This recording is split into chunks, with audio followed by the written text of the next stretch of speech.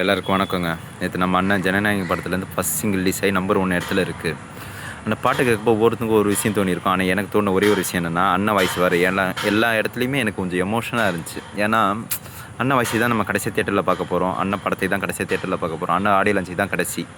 எல்லாமே கடைசியாக இருக்க டைமில் இனிமேல் நம்ம அண்ணனை தியேட்டரில் பார்க்க முடியாதான்னு ஃபீலிங்ஸாக இருக்க டைமில் என் மைண்ட் வாய்ஸ் ஒன்று சொன்னுச்சு.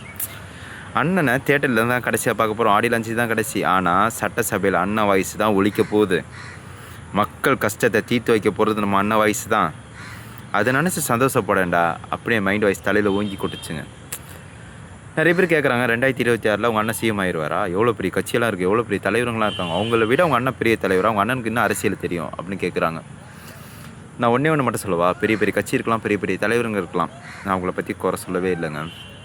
ஆனால் எங்கள் அண்ணன் நடிப்பை விட்டுட்டு மக்களுக்கு உண்மையாக நல்லது செய்ய வர்றாரு. ஆனால் தலைவருங்க பேரில் மக்கள்கிட்ட பொய்யா நடிக்கிறவங்க தலைவராக இல்லை, நான் மக்கள்கிட்ட நல்லது செய்ய போகிறேன், மக்களுக்காக நான் வாழ போகிறேன், நான் வாழ வச்ச மக்களுக்கு நல்லது செய்ய போகிறேன்னு தைரியமாக வந்து இறங்குற தலைவரா. நம்ம 2 கட்சிக்கு மாற்றி மாற்றி ஓட்டு போட்டுட்ருக்கோங்க. ஆனால் நம்ம நாடும் மாறல, நம்மளும் மாறல. கரெக்டாக ஒரே ஒரு வாட்டி நம்மளை நம்பி ஒரு தலைவன் வரான், நம்ம மக்களுக்கு நல்லது செய்யணும்னு மனசார இறங்குறாரு. இப்போ இவ்வளோ பெரிய சம்பவம் நடந்தோம், அந்த மனசு உடஞ்சி போய் நிற்க போயும் நான் 2026 வாரேன், மக்களுக்கு நல்லது செய்கிறேன், என் உயிர் போனாலும் பரவாயில்ல, என் மக்களுக்காக நல்லது செஞ்சுட்டு போகிறேன்னு சொல்கிற தலைவர் வேணுமா? இல்லை என் குடும்பம் நல்லா இருக்கணும், என் வீடு நல்லா இருக்கணும், மக்கள் எப்படி போனாலும் பரவாயில்ல நடிக்கிற தலைவர் வேணுமா? நீங்கள் தான் முடிவு பண்ணணும் 2026. ஒரே ஒரு விஷயத்தை மட்டும் சொல்லிக்கிறேன். இப்போ ஜனநாயகம் பொங்கலுக்கு ரிலீஸ் ஆகப்போ நிறைய படம் போட்டிக்கு வருது.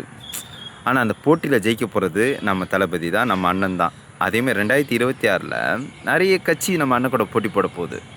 ஜெயிக்க போகிறதும் எங்கள் அண்ணன் தான்.